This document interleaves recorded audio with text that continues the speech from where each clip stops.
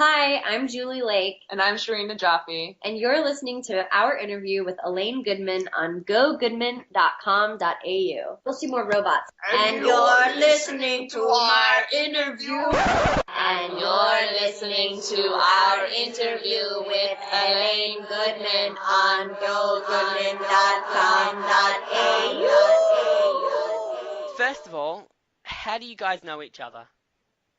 Well, we met freshman year of high school. We grew up in Palo Alto, California. And yeah, we met freshman year, but I think like the distinct memory is we took like a computer class together over the summer. Yeah, it was like a miserable computer class that went all day long, and our teacher was like this old man who didn't actually know how to do anything. And so he'd just like come in the morning and then leave us there for the rest of the day. So I would like pack my pillow in my backpack and sleep under my desk. And Shreen was always like playing pranks on me, like putting porn on my computer and like just like I don't know. And then we just hit it off, and we've been friends ever since. Now, you both have a background in comedy. Julie, you belong to an all-female comedy group, and Shireen, you make comedic videos for your website. What's the earliest memory you guys have of comedy having an effect on you? I think for me it started more as just wanting to be like a writer and a creator and to just like share my thoughts with the world because I thought they were maybe worth hearing, which I guess is what every writer or artist feels. But then comedy kind of just took shape on its own because everything I was coming up with was like a comedic idea. I don't know. Yeah, I mean, I'm not really sure. I know that like when I was younger and up through like a lot of college, I just did straight stuff. I was a singer and I did like straight theater. And then at one point I went through a really bad breakup in college, and like I was so depressed and dark that suddenly I became like really funny, and I started playing all these comedic roles, and I was just on this like sort of comedic kick. And it was all just because I was like in such a bad space. And then from then on out, Yeah, and for me also like go with that. I was like I think I feel like I was voted like funniest in middle school, but mine was similarly like just like not in the happiest of environments and like taking it out through like humor and trying to get attention that way. So from an early age, people were telling me like you're funny, you should try stand up. So like I was hearing that, so it wasn't like a shock to me when I did comedy, but like Shireen was always hilarious. Like in high school, she had all these insane characters, and she would like imitate all the people in our class and like how she imagined them like having sex, and like she was always just like really outrageous and hilarious. Julie, going back, you started, as you mentioned, in theatre and jazz singing at a young age, and you moved to New York after college. How long did you want to move to New York to pursue theatre at that stage? How long? How long had you wanted to move to New York? I don't think that I think it was just like everybody from my college moved to New York who wanted to like pursue theater. And so it wasn't like I had this like big apple like in my eyes and like I love New York. It was more just like the next logical step for a person who wants to be an actor. But the truth is I've always hated New York. Um, Sorry to like New York fans who live in New York. It's great for some people, but for me it just is like it's way too much. I'm a California person, so So is that because it's like the city that never sleeps? Is that what annoys you?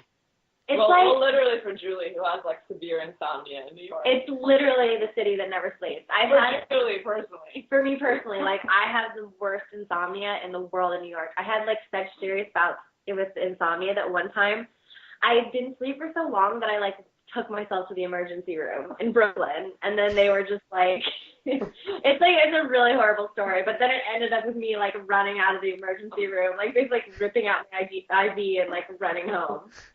But yeah, it was. I just can't handle New York. Julie, can you pinpoint a time where you transitioned from theatre into TV? What skills could you transfer from one medium to the other, and what new skills did you have to learn?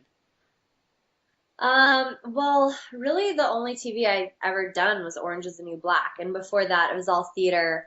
And then I did some web series stuff with friends, which was like a lot kind of improvised, so it was different. But I don't know, like I feel what can you translate? I mean, it's the thing is film and theater are a lot different, and I had a lot to learn. Like I'm so used to like speaking loudly, and like so like in my first episodes of Orange, I'm like speaking significantly louder than everybody else who's like basically talking at a whisper. And like I'm used to like communicating like through my body language and stuff, and like none of that's needed. It's all needs to be like pretty still and like just with your eyes and your face and your thoughts. So honestly, I had a lot to learn about acting on film. But I started taking like I had taken so many like theater classes and theater school and stuff, and so I started going to an acting school just for film and television called Leslie Kahn in Los Angeles, and that pretty much taught me like everything that I now know. And that's where I really like learned how to act for TV and film. Shireen, you moved into directing and editing as well as performing. Why did you feel those skills were important for you to learn? Um, well, I, in terms, I mean, why they were important to, I mean, I feel like I migrated into them more from straight writing because I was interested in them. Before I was directing and editing and performing, I was just purely writing, which I found just sort of boring and not stimulating. And what was exciting to me about making videos was that I would have the product and get to show it to someone. Whereas when you're writing scripts in Hollywood, it's like, I mean, chances of anything ever going to screen are so low, and kind of just feels defeating. So yeah, so I just wanted to see the work that I had made and be able to share it with others. So that's sort of why I moved into that. When you're doing all these three aspects in your own video, how hard is it to put 100% into each one, into directing and also acting, as well as the editing later on? Well, the editing is a totally separate thing, so that we get into like a zone. But the acting and the directing, it's a bit tricky. I mean, I feel like the first episode we did, like I was really focused on sort of like directing and like Shireen's performance, and then like felt like I was sort of not fully putting doing my performance very well, or like would be like watching the monitor when I was supposed to be acting, and it's tricky, but I think it's just something that we're gonna learn more as we go. And a lot of the directing you kind of do before you actually are shooting, so a lot of it's just sort of planning out the shots. And so yeah, but it is tricky when you're on camera and can't see what you look like. So Julie and I, our kind of takeaway from our first episode was to like help direct each other.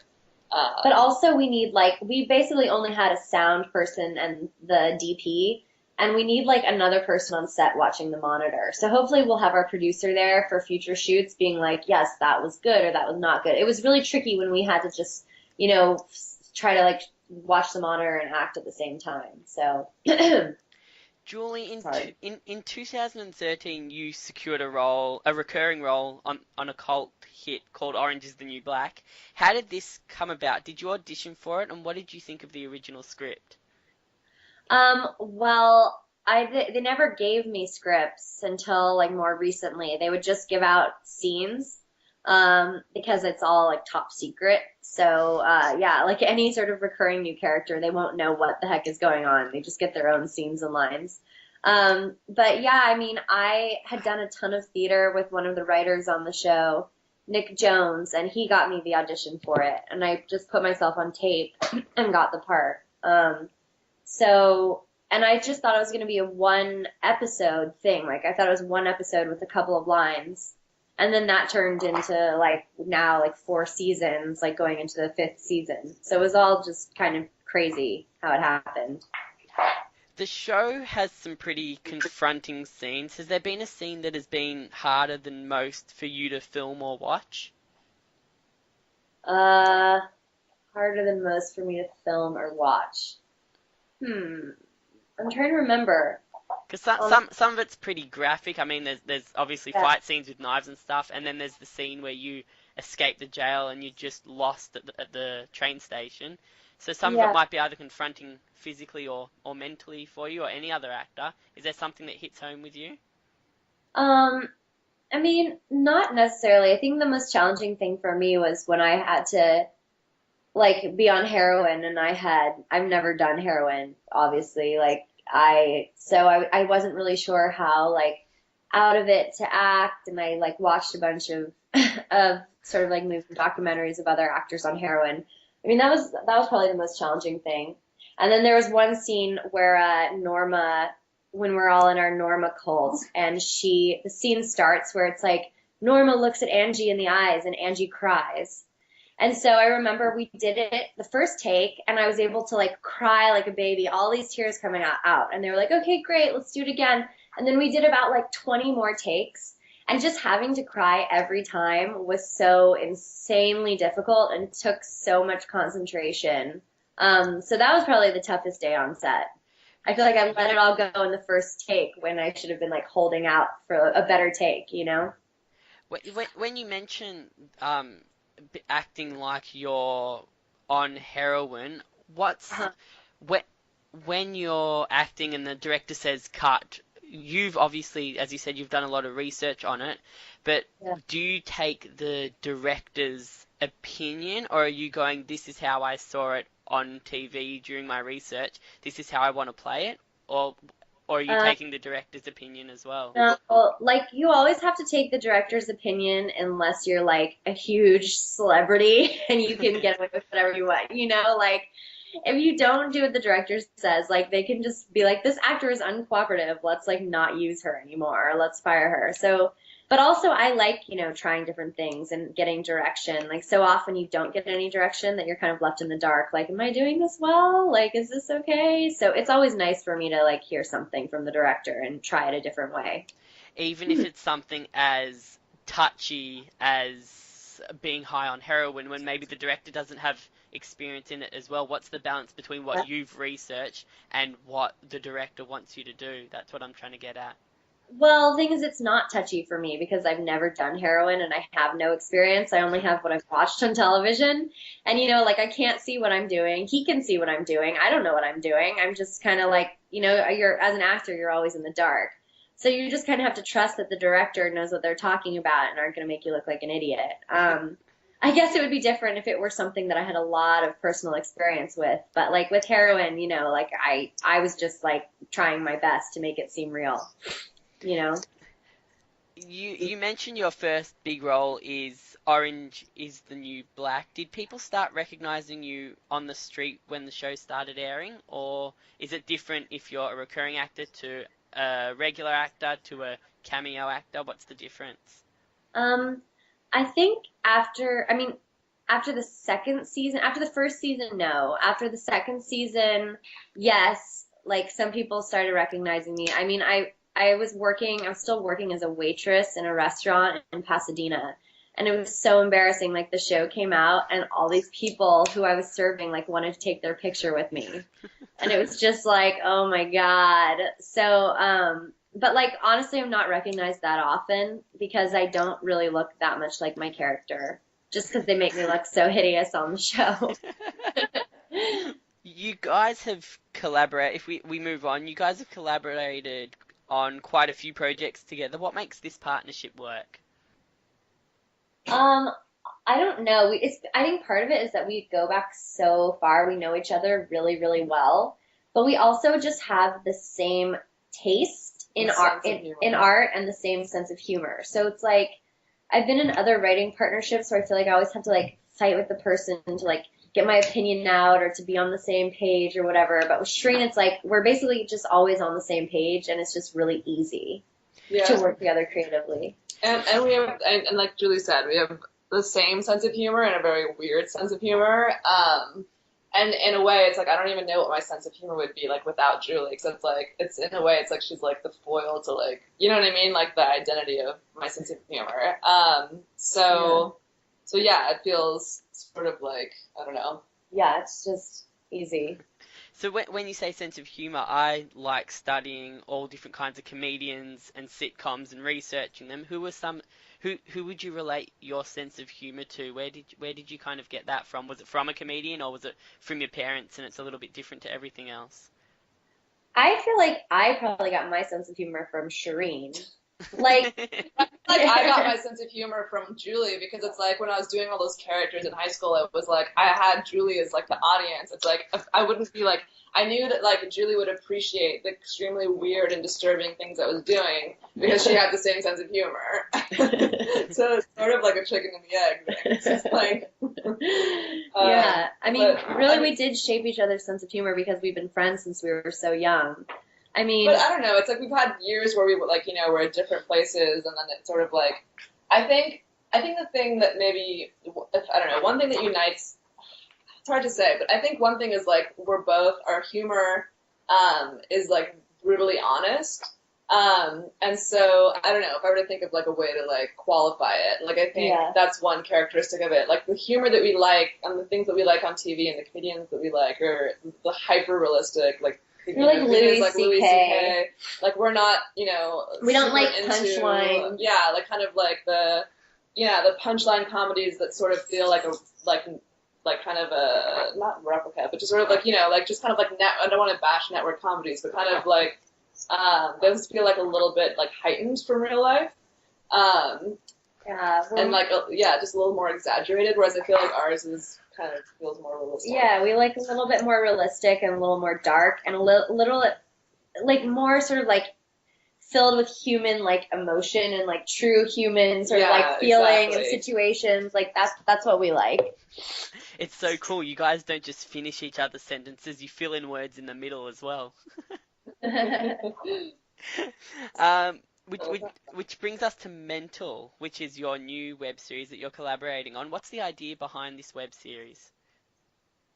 So I mean, Julie and I forever have, wanted to collaborate together and have been working on different things. And with men, I mean, they've all been sort of rooted in us playing versions of ourselves or characters that we understand. And Mental is just like the culmination of all of that. It's just basically us playing ourselves to some extent, or a character that we can understand closely. And the reason it's, for a while we didn't know what it was about, and, we were like, it's about two girls who are broke, or it's about two girls who are 29 and their lives are nowhere where they want them to be. And then it's like, no, it's really just about two girls who are kind of like mentally unstable. And like, that's the thing that's like different, you know what I mean? And it's like, yes, they're broke, but like the way they're going about it is totally insane. And yes, they have not achieved everything that they want to achieve by 29, but you know what I mean? Like the situations they're getting into aren't a result of like not having career accomplishments. They're a result of like severe anxiety and like and depression. And so so I think we sort of slowly evolved toward that, I guess. Yeah, it sounds a little bit darker than Two Broke Girls. Yeah, I think it is. You decided to go through Kickstarter to raise $11,000 for Mental. What does that money go towards? Oh gosh, I mean, it goes toward the DP, the sound guy, our producer, our location fees, food for like the people on set, our makeup artist, and then just like there are tons of like random expenses. Like for instance, in our Palm Springs episode, we had to pay for a hotel to use overnight. For one of our episodes coming up, like we have like one of the characters has a lot of money, like cash, so we had to like order fake $100 bills, and those were like $30. Yeah, it's like props and set decoration and then renting, like you said, the locations. Yeah, renting locations. Oh, I mean, sound. Yeah, I mean, we probably won't even cover our 6 episodes with what we raised. Because it's just like there's so many like unexpected costs and it's just so expensive. But like, our goal was something we thought we could possibly achieve, and it was really like the least amount that we would need to make these 6 episodes. So, yeah. So how hard is it to budget and then keep to that budget so that you don't go too far over and you need to get money from a source somewhere else? I think it's not too hard. I think it's like if you write out a budget, you can kind of anticipate what's going to happen, assuming like something catastrophic doesn't happen. I think it's like for instance, we shot Palm Springs like self-funded, and we knew it was going to be around like, well, actually we thought it would be around 700, and it came out to 900. But like, it's like you can the main costs are kind of fixed, which is like sort of like the DP and the sound person. So yeah, you can kind of anticipate how much a shoot is going to be. When and where will Mental be released? Well, when we're not quite sure. I mean, we're going to finish filming it over the summer, so that sort of depends on how quickly we can edit it. Hopefully, we're hoping to release it in September. That's our goal. Yeah. And then where it's going to be on Vimeo. Vimeo. I mean, releasing on Vimeo. We'll release it on our webpage, which is mentaltheshow.com. Yeah. And mentaltheshow.com, and we'll release it on Facebook. I'll be posting it on Twitter. Just the internet, basically. But Yeah. Vimeo, like where the current Palm Springs episode is on Vimeo, like that's our kind of our show channel. So we'll put all the episodes there. So you'll release them all in one hit? I don't think so. I think we'll do one a week. Yeah. And we'll like tweet and we'll announce it and we'll make a little to-do out of it. And just because each episode will be, like Palm Springs, like, maybe around 9 minutes long. So we don't want to like flood people with content that they like never get around to watching. Make them hunger for it every week. And apart from Mental, what else do you guys have in store for the rest of the year? I mean, Julie, have you finished filming season 4 of Orange is the New Black? Yes, Orange finished in December. So season 5 starts up again in June. So we'll be going back to that. And then I'm like, doing a lot of creative stuff. I'm working on a pilot that I wrote with some friends that we're pitching. And yeah, mostly that and Mental. And Yeah, Shireen? Yeah, and I'm mostly working on Mental because like I support myself through a teaching job, which is pretty time consuming. And so I'm mostly doing Mental. Before Mental, I was doing videos, but now, Mental videos are what I'd rather be working on. So, What do you teach? oh, what do I teach? I tutor standardized testing, like the SAT and the ACT, like tests for admission to college, basically. There's like a whole market for that. That's cool. So it's up to you whether kids get into college. Sort of, yeah. Their futures are in my hands. Before we get into the fan questions, where can people find you? Me? Both of Julie? you. Oh, okay. Like well, online? online? Yeah, right. Yeah, online, exactly. Not house address. My Instagram is Julie__Lake, and my Twitter is Julie M as in mother, F as in Fudger Lake. Julie M F Lake. You can swear. We did have this. We don't want people to put in mother fudger. Julie motherfucker Lake. Julie motherfucking Lake. Julie MF Lake. Julie motherfucker. And Shireen? And my Instagram is Shirin Najafi, and my Twitter I think it's just Shirin Najafi. But if you go to Julie's, which is an easier name to find, you'll quickly find my stuff covered throughout. Najafi, where's that name from? Is it like Middle Eastern? Yeah, my parents are Iranian, so they immigrated here like in the 70s. Right. Okay, now, fan questions. I don't screen these at all, so whatever comes up, I put in. So, Laura from Houston says, of all the roles, I think this is aimed at Julie. Some of them are aimed at Julie, some of them are aimed at both of you. Of all the roles Julie's played, what has been her favorite so far? I don't know. This is like, maybe it's lame to talk about stuff I did in college. But I played A in Three Tall Women by Edward Albee in college, and I think that was my favorite role I've ever played. Yeah. Hagatha from Garden City, Kansas. We've touched on this a bit already. What's next? You play crazy so well. What's next? Well, I'm going to play more crazy on Mental. So that's probably what's next, and then more crazy on Orange. Do you like playing crazy? Is that something you're comfortable in? Yeah, I would say so. I feel like I have a weird, like, quirky sense of humor, and I can play, like, wacky characters pretty well.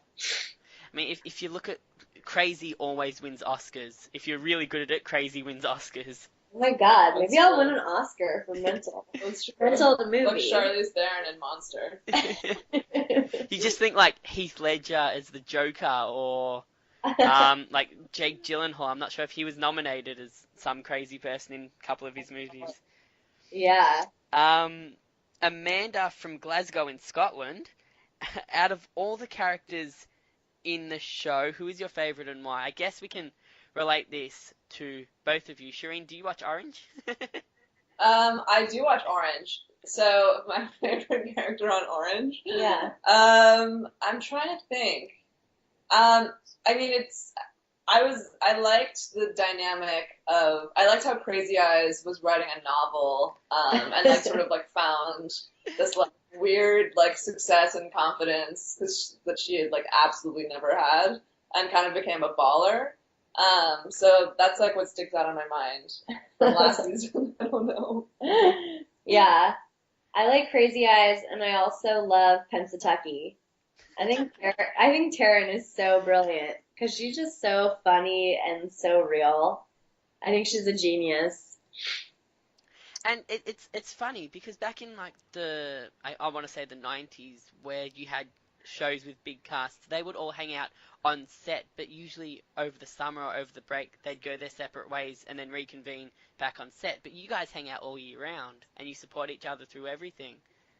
Well, yeah, I mean, I don't because I live in LA and the rest of the cast lives in New York, but they definitely do all hang out and like are always going to events together. I basically only hang out when I'm in New York shooting, which just kind of sucks because I miss out on a lot of the fun. But But I is think that it's a yeah. good cast. Is that different from the way Hollywood used to be? Um, like everybody hanging out all the time. Yeah, like how close casts can get. I think that Orange is different from most casts even now, from what I've heard. I mean, it's the only cast I've ever been in, but I've heard that like there can be like a lot of cattiness and bitchiness on set and like divas and just like drama. And Orange is actually a group of like really cool, really awesome people. So yeah, I mean, I think it is different. I think we're really lucky, in that sense. Before we get into the fan questions, where can people find you? Me, Both of you. Julie. Oh, okay. Like Well, online? online. Yeah, right. Yeah, online, exactly. Um, Not house address. my Instagram is Julie underscore underscore Lake, and my Twitter is Julie M as in mother, F as in Fudger Lake. You Julie M you F you can Lake. you can swear we did have this. You don't want people to put in mother fudger. Julie motherfucker Lake. Julie motherfucking Lake. Julie M F Lake. Julie motherfucker. And Um, Shireen, or And yep. and my Instagram is Shirin Najafi, and my Twitter I think it's just Shirin Najafi. But if you go to Julie's, which is an easier name to find, you'll quickly find my stuff covered throughout. Najafi, where's that name from? Is it like Middle Eastern? Yeah, my parents are Iranian, so they immigrated here like in the 70s. Right. Okay, now fan questions. I don't screen these at all, so whatever comes up, I put in. So, Laura from Houston says, of all the roles, I think this is aimed at Julie. Some of them are aimed at Julie, some of them are aimed at both of you. Of all the roles Julie's played, what has been her favorite so far? hmm, I don't know. This is like, maybe it's lame to talk about stuff I did in college. But I played A in Three Tall Women, by Edward Albee in college, and I think that was my favorite role I've ever played. Um, yeah.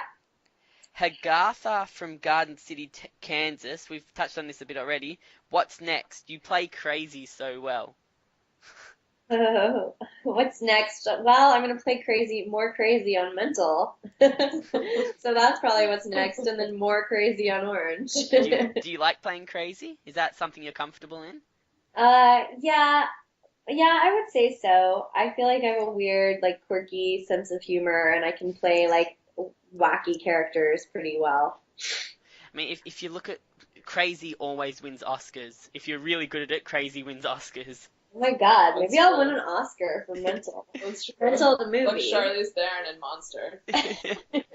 You just think like Heath Ledger as the Joker, or like Jake Gyllenhaal. I'm not sure if he was nominated as some crazy person in a couple of his movies. Yeah. Um, Amanda from Glasgow in Scotland. Out of all the characters in the show, who is your favourite and why? I guess we can relate this to both of you. Shireen, do you watch Orange? I do watch Orange. So my favorite character on Orange. Yeah. I'm trying to think. I mean, I liked the dynamic of, I liked how Crazy Eyes was writing a novel, and like sort of like found this like weird like success and confidence that she had like absolutely never had, and kind of became a baller. So that's like what sticks out in my mind from last season. I don't know. Yeah. I like Crazy Eyes, and I also love Pennsatucky. I think Taryn is so brilliant because she's just so funny and so real. I think she's a genius. And it's funny because back in like I want to say the 90s, where you had shows with big casts, they would all hang out on set, but usually over the summer or over the break they'd go their separate ways and then reconvene back on set. But you guys hang out all year round and you support each other through everything.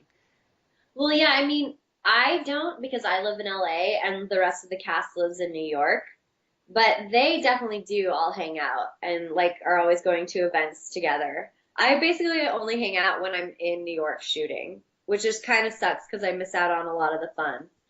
But But I is think that it's a yeah. good cast. Is that different from the way Hollywood used to be? Um, like everybody hanging out all the time. Yeah, like how close casts can get. I think that Orange is different from most casts even now, from what I've heard. I mean, it's the only cast I've ever been in, but I've heard that like there can be like a lot of cattiness and bitchiness on set and like divas and just like drama. And Orange is actually a group of like really cool, really awesome people. So yeah, I mean, I think it is different. I think we're really lucky, in that sense. Susie from Philadelphia says, my question, what inspired you guys to be a part of a show like Mental? Would they be bold enough to admit they might suffer from some sort of mental illness or know people that have? And did they do any of their own research on mental conditions? If so, where?